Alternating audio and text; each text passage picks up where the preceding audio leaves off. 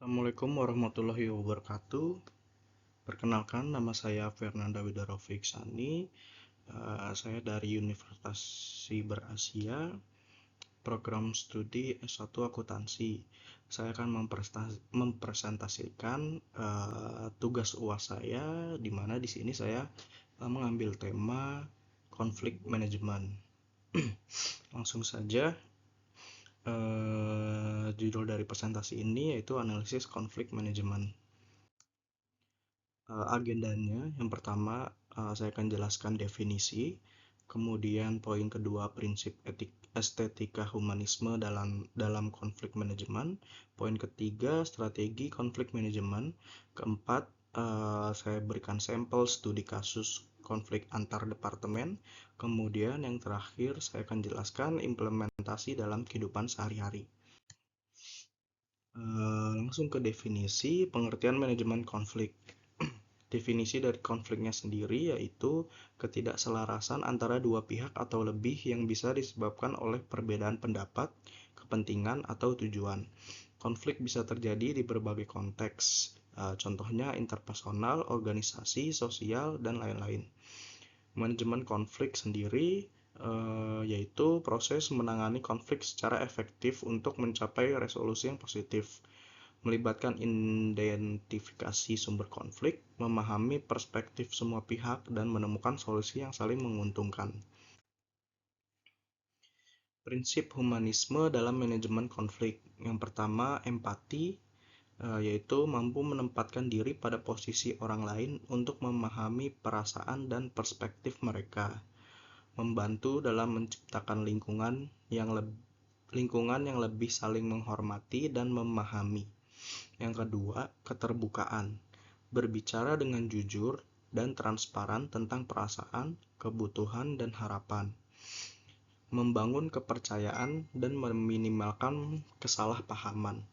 Yang ketiga, penghormatan. Menghargai martabat setiap individu terlepas dari perbedaan pendapat atau konflik yang terjadi. Memastikan bahwa setiap suara didengar dan dihargai dalam proses penyelesaian konflik. Selanjutnya, strategi konflik manajemen berbasis estetika humanisme. Pendekatan konstruktif fokus pada solusi yang menciptakan harmoni dan keseimbangan, menghindari pendekatan destruktif yang memperburuk konflik. Dialog terbuka, melibatkan semua pihak dalam diskusi yang terbuka, jujur, dan saling menghormati, mendengarkan dengan sungguh-sungguh tanpa interupsi.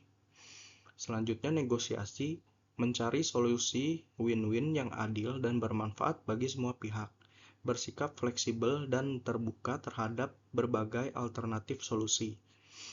Mediasi, menggunakan pihak ketiga yang netral untuk membantu pihak yang berkonflik mencapai kesepakatan.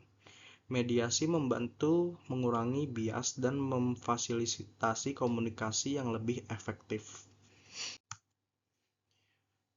Contoh studi kasus konflik antar departemen kreatif dan departemen pemasaran. Deskripsi kasus, dalam sebuah perusahaan media besar terjadi konflik antar departemen kreatif dan departemen pemasaran.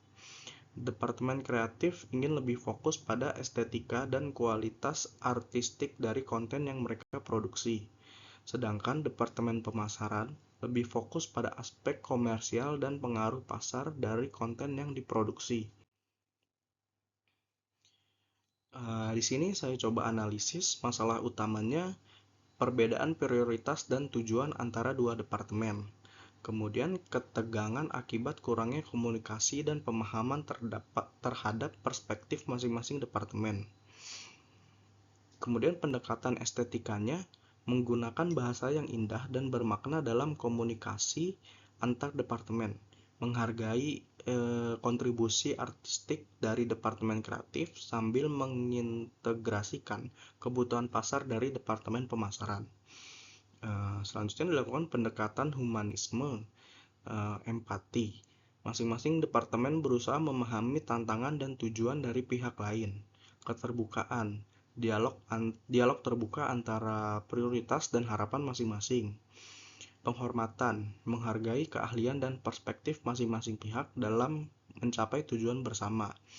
Adapun yang dihasilkan, eh, mengadakan workshop bersama untuk menyelaraskan visi dan misi kedua departemen, membentuk tim gabungan yang terdiri dari anggota dari kedua departemen untuk proyek-proyek utama, peningkatan komunikasi dan kolaborasi yang menghasilkan konten berkualitas tinggi yang juga memenuhi kebutuhan pasar. Contoh implementasi dalam kehidupan sehari-hari. Saya berikan dua contoh, yaitu dalam dunia kerja dan kehidupan pribadi. Aplikasi dalam dunia kerja menggunakan prinsip estetika humanisme dalam manajemen tim. Contohnya mempromosikan komunikasi yang terbuka dan menghargai kontribusi setiap anggota tim. Penyelesaian konflik internal, menghadapi perbedaan dengan empati dan keterbukaan, mencari solusi yang menciptakan keseimbangan dan harmoni. Aplikasi dalam kehidupan pribadi, mengelola konflik interpersonal, contohnya menggunakan empati untuk memahami perasaan dan perspektif orang lain. Menerapkan prinsip estetika dalam kehidupan sehari-hari untuk meredakan ketegangan dan memperkuat hubungan. Kesimpulannya, pendekatan estetika humanisme mengajarkan cara yang lebih harmonis dan bermakna dalam menangani konflik. Prinsip-prinsip seperti empati, keterbukaan, dan penghormatan dapat membantu menciptakan lingkungan yang lebih damai dan produktif. Sekian dari presentasi saya, kurang lebihnya mohon maaf. Terima kasih. Wassalamualaikum warahmatullahi wabarakatuh.